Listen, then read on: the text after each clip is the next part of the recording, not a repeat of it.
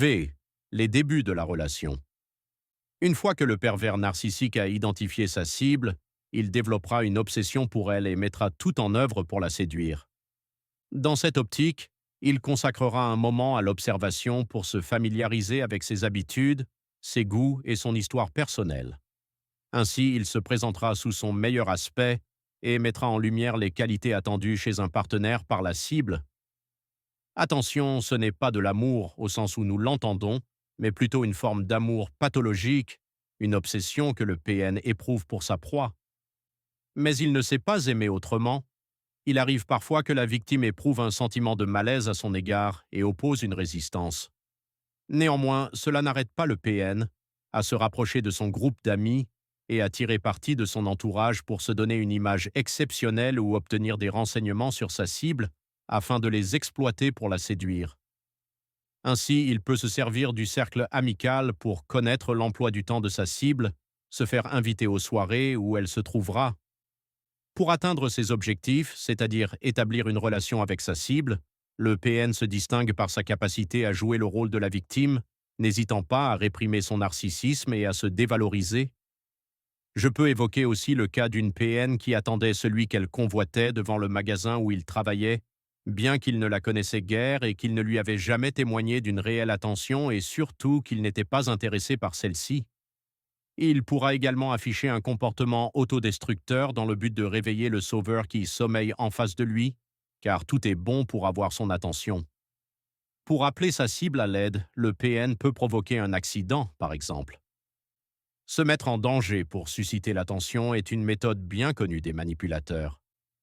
Il peut également arriver que le PN adopte un comportement de personne vulnérable et en détresse, notamment s'il perçoit chez sa victime un besoin de venir en aide aux autres et de se sentir valorisé.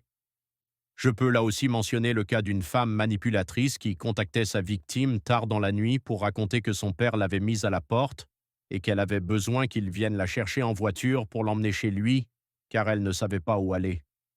Elle l'appelait sans relâche pour lui venir en aide et la protéger de son père qu'elle décrivait comme violent. Le PN peut également susciter une forme de pitié. En effet, il est parfaitement capable de révéler certaines de ses vulnérabilités, lui conférant ainsi une dimension de victime et une apparence plus humaine. Une fois que la cible a succombé, le PN va encore continuer quelque temps son jeu de perfection. Les pervers narcissiques ont l'habitude au début de la liaison de noyer leurs victimes sous un flot d'attention, de preuves d'amour et de fausse compassion. Ils remplissent et gonflent leur ego, généralement vulnérable, comme aucun autre prétendant n'aurait pu le faire. Il va donc bombarder sa cible d'amour, lui écrire des lettres enflammées, la couvrir de cadeaux et la flatter. Il peut même simuler l'humour, bien qu'il n'en ait pas du tout pour distraire et amuser sa proie. Rapidement, d'ambitieux projets vont même être mentionnés, renforçant l'idée d'une vie exceptionnelle. Cela peut impliquer l'acquisition d'un appartement, la naissance d'un enfant ou la création d'une entreprise. Il s'agit souvent de projets qui les lient, les engagent mutuellement et compliquent ainsi le départ de la victime. Au cours de cette opération stratégique, le PN met tout en œuvre pour satisfaire les besoins, même latents, de la victime, le besoin d'écoute, d'affection ou encore de sécurité. La victime est choyée, encensée, soutenue et écoutée, mais elle est en réalité totalement endormie.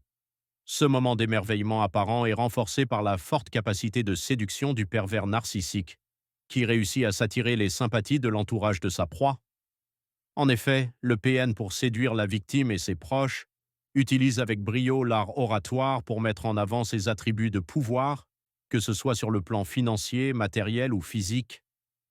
Il va donc complimenter sa proie, la rassurer, combler ses failles, la mettre en valeur. Ainsi, il se présentera comme l'individu parfait, exceptionnel et attentif auprès d'elle, mais aussi auprès de son entourage. Le PN peut entretenir cette fusion magique tant que cela lui est nécessaire. Dans les faits, il déploie sa toile et forme autour de sa chose un cocon sûr, offrant une illusion de bonheur et de protection. Car le personnage décrit appartient entièrement au domaine de l'imaginaire, puisque l'intention du manipulateur malveillant n'est pas de trouver l'amour, mais de l'exploiter à des fins égoïstes.